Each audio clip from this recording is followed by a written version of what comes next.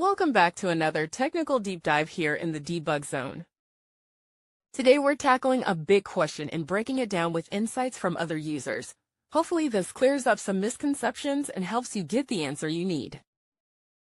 So buckle up, stay a little curious, and let's jump right in.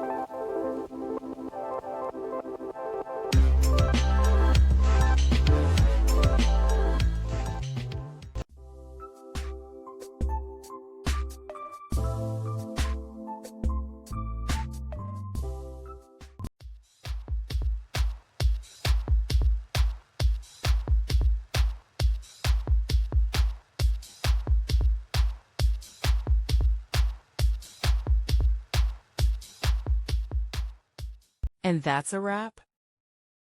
I hope you found the answer you were looking for. If you did, take a second to hit that subscribe button. It really helps out. And let me know in the comments which solution worked best for you. See you next time in the debug zone.